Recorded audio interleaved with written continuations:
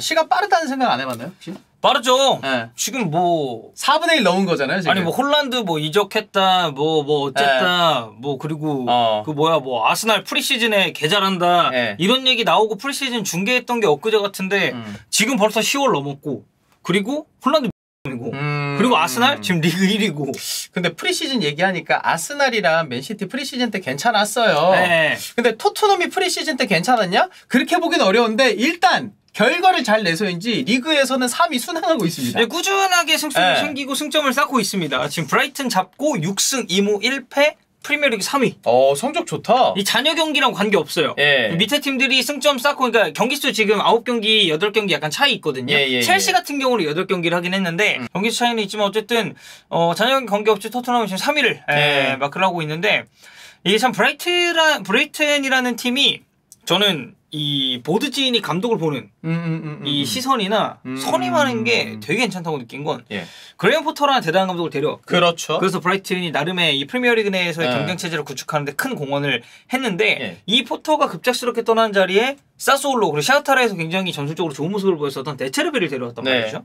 그래서 이 브라이튼이라는 팀이 저는 이번 시즌에도 계속해서 좋은 폼을 유지할 거라고는 생각해요. 그리고 올 시즌 여전히 좋은 거 맞고 그리고 이번 홈패배가 7개월 만에 홈패배입니다.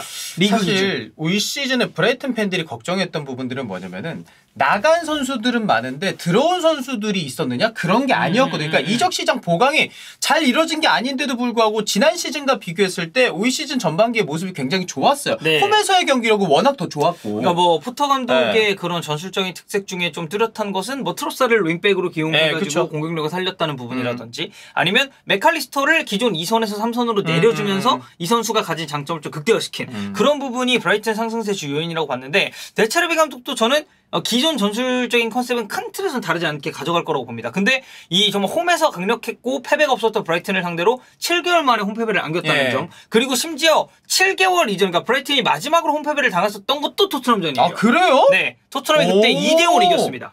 홈에서 다? 네. 로메로 골 넣고 케인 골 넣고 그래서 여러모로 저는 이번 승점 3점만 값진 승점이라고 생각을 하고 이 경기가 토트넘 입장에서는 그러니까 좀 그런 경기들 있잖아요. 물론 이제 뭐 경기력적으로 아주 좋고 뭐 결정력 빵빵 터지면서 이기는 경기도 있지만 우리가 흔히 말하는 이거는 약간 이진법 축구 1대0 승부기도 했고 이 정말 넣고 잠그고 최대한 효율적인 그런 모습을 발휘하면서 이기는 그러니까 이 경기에서 토트넘의 XG 값을 놓고 봤을 때 올 시즌 빅6 팀들이 참가한 PL 그러니까 프리미어리그 경기 중에 제일 적었거든요. 가장 적은 XG 값을 바탕으로 승리를 거뒀고 승점 3점을 원정에서 따냈고 그러니까 이런 승점은 결국 마지막에 4월 5월 됐을 때 프리미어리그 이 레이스가 막바지로 치달았을 때 그때 전 나비 효과로 돌아온다고 봅니다. 그런 거죠. 그러니까 토트넘을 제외한 다른 빅6 팀이 브라이튼 원정에서 승점 3점을 확보하면서 쉽게 가져갈 수 있는 그런 팀이 아닌데 상대가 그런 팀을 상대로 XG 값이 적은데도 불구하고 승리를 가져왔다. 이거는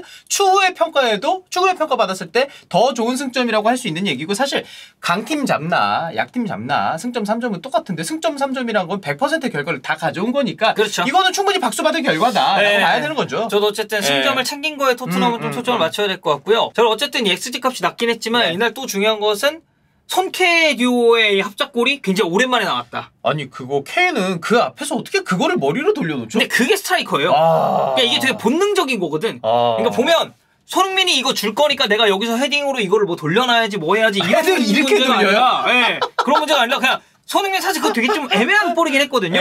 툭 쳤을 때 케인이 그냥 보자마자 이거 감각적으로 툭 이게 진짜 돌려가지고 감각이에요. 들어간 거잖아요. 맞아. 그래서 케인 한 골 그리고 손흥민 선수 1도움 그리고 또 막판에 하나 아쉬운 거 있었죠.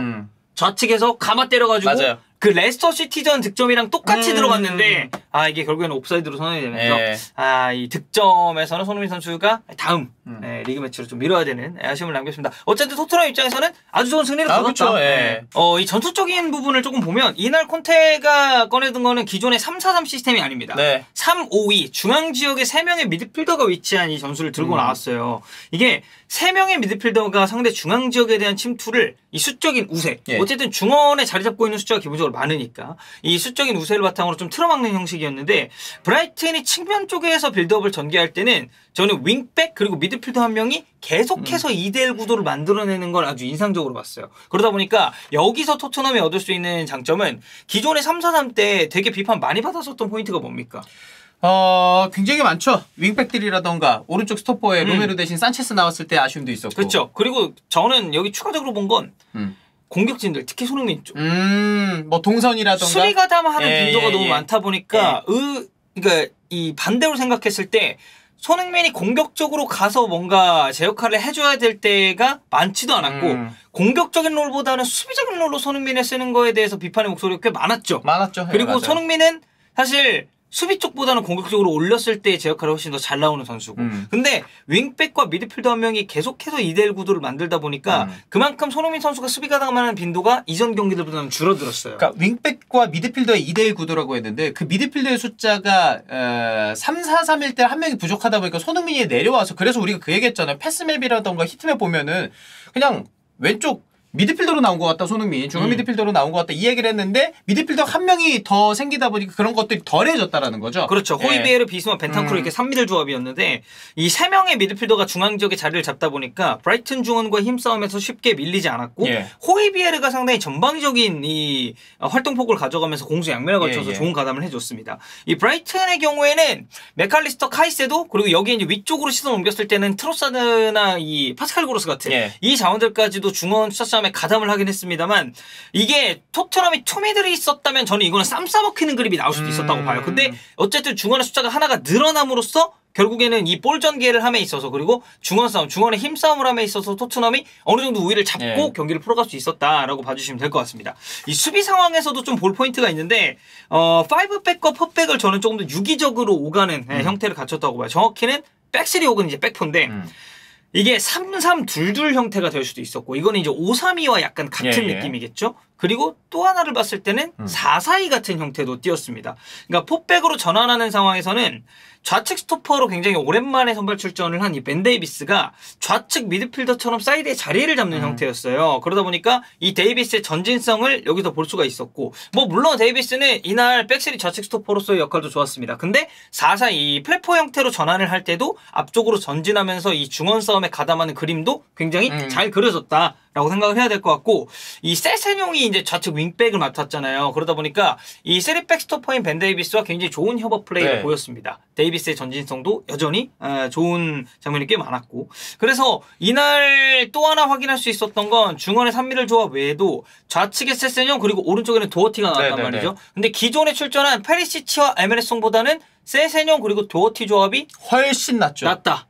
특히 기동성적인 측면이나 공격적으로 올라갔을 때의 능력은 저는 지금은 세세뇽 도어티가 더 할 수 있는 게 많다고 봅니다. 저는 이게 막 3-5-1을 바꿨기 때문에 윙백이 좀 더 괜찮았고 중원에서의 장악력도 뭐 좋아졌다 이렇게도 볼 수 있지만 저는 그냥 3-4-3으로 나오더라도 세세뇽과 도어티를 쓰는 게 토트넘의 공격 템포를 살리는 데 있어서 그리고 수비하는데 백코트에 있어서의 수비에서의 불안함을 없애는데 훨씬 더 도움이 될 거라고 생각을 하거든요. 그러니까 세세뇽은 기동성이 좋다 보니까 이 공격 수비 밸런스 잘 잡고 가담하는 건 좋았고 도어티는 제가 봤을 때 아직 100% 풀핏은 아니에요. 체력적으로는 조금 더 올라와야 될 필요가 있습니다. 공격적으로 직선적인 움직임 그리고 박스 안쪽에 수비 가담까지 굉장히 활발하게 해주는 그림이 나왔었던 이날의 토트넘이었습니다. 그러니까 결론적으로 이 3미들 체제의 장점을 좀 요약을 해보자면 일단은 손흥민과 케인의 수비 가담 빈도를 줄이고 공격적인 활용에 초점을 맞췄다는 거 그리고 윙백의 기동성 특히 이게 공격적인 부분에서 살아나다 보니까 이전과는 다르게 좀 빠른 템포의 전개가 토트넘 입장에서는 가능해졌습니다. 물론 이제 뭐 도어티의 경우에는 수비 가담이라든지 아니면 체력적인 부분에 있어서 90분 풀타임을 소화할 만큼의 매치 풀핏은 좀 끌어올려줘야 될 필요가 있겠죠. 뭐 좋은 얘기를 저희가 계속하고 있지만 우려점도 아예 없는 건 아닌 게 3미들 체제에서의 디테일은 저는 아직 좀 부족한 것 같아요. 그러니까 뭐 공격 작업이라든지 아니면 이 템포 변환 자체가 빠르게 이루어지다 보니까 이 흐름을 따라가지 못해서 의미 없는 공간이 생기는 포인트는 좀 있었어요. 근데 전체적인 밸런스를 놓고 봤을 때는 2미들 형태의 3-4-3보다는 지금은 3미들 형태의 3-5-2가 조금 더 저는 좋았던 것 같습니다. 개인적으로는 이제 벤탄쿠르나 비수마나 호이비에르가 뭐 빅6 팀의 다른 미드필더들과의 뭐 패스 퀄리티라던가 다른 뭐 타락박스 스킬 이런 거는 부족할 수 있어도 활동량만큼은 이 세 명 어디 갖다 놔도 부족한 선수들은 아니라고 생각을 하거든요. 그렇죠. 근데 다시 말하면은 3명의 특색이 크게 차이가 안 난다고도 볼 수 있어요. 저는 그런 것 때문에 미드필더 3명이 이렇게 나왔을 때 밸런스 문제는 다른 선수가 영입되지 않는 한 좀 쉽게 해결될 거라고 생각하지는 않습니다. 네, 그러니까 마지막에 이제 스킵이 또 교체 투입이 됐거든요. 근데 스킵이 완전히 풀핏으로 복귀하면 오늘이 아니죠. 이제 이날 경기에 나왔었던 3미들 외에 스킵이라는 또 다른 자원이 생기는 거기 때문에 이거는 활용할 수 있는 맞아요. 저는 풀이 더 넓어진다고 생각을 하고 현 체제에서 이런 공격진의 장점을 살린 전개가 조금 더 나오려면 저는 352의 디테일을 콘테가 좀 어떻게 잡아가느냐가 중요하다고 봅니다. 네. 왜냐면 토트넘이 후반전에 또 밀리는 그림이 나오기 시작했었던 게 이게 히샬리송 투입 전후랑 약간 맞물리거든요. 히샬리송이 들어가면서 중앙에서 한 선수가 빠지고 다시 3-4-3 형태로 돌아갔는데 그러다 보니까 이게 손흥민, 케인, 히샬리송, 세세뇽, 호이비에르, 벤탄쿠르, 도어티 이런 식으로 공격 미들라인이 구성이 됐단 말이에요. 근데 기존과 같이 토미들 체제로 돌아갔을 때 앞선 경기에서의 나타난 문제점이 그대로 반복이 됐습니다. 오히려 경기 막판에 케인 빼고 스킵이 들어가면서 5-4-1로 내려앉았을 때가 더 괜찮았어요. 네. 그러니까 스킵이라는 선수 자체가 활동량도 굉장히 좋고 이 선수 굉장히 빠른 선수거든요. 맞아요. 그러다 보니까 이 수비적인 부분에서의 리스크, 특히나 윙백이 전진하는 부분에 대한 이 뒷공간을 커버하는 데는 스킵이 돌아오는 거에 있어서 저는 토트넘이 굉장히 탄력을 받을 수 있다고 봅니다. 3미들 했을 때는 스킵이 좀 더 내려와서 플레이하는 게 좀 더 밸런스적인 측면에서는 이날 경기의 3미들보다는 나을 거라는 생각은 저도 하고 있어요. 네, 뭐 어쨌든 그러니까 비수미아도 수비적인 부분에서 약간씩 리스크가 보이긴 했어요. 그럼에도 스킵이 돌아오고 이제 조금 더 정상적인 전력을 구축할 수 있다는 점, 그리고 중원의 밸런스를 잡고 상대 힘싸움, 여기에 공격진의 수비 가담 빈도를 줄일 수 있다는 점에서는 저는 지금 토트넘 체제에서는 3-4-3보다는 3-5-2가 조금 더 맞는 그림이 될 수 있다라고 생각합니다. 이날 경기 저는 가장 주목하고 싶은 포인트는 그거죠. 손흥민 선수가 이제 직접 프리킥을 드디어 차기 시작했다. 아, 그렇죠, 그렇죠. 뭐 앞으로도 쭉 그랬으면 좋겠습니다. 흥함차가 계속해서 또 나오고 있기 때문에 뭐 이 부분은 저희가 손흥민이 어쨌든 국대에서는 지금 직접 프리킥 득점을 너무 잘하고 올 있죠. 때마다 하고 있어요. 그래서 좀 기대를 해보도록 하고 토트넘에게는 승점 3점이 가장 중요했었던 브라이튼전이라고 정리를 할 수 있겠습니다.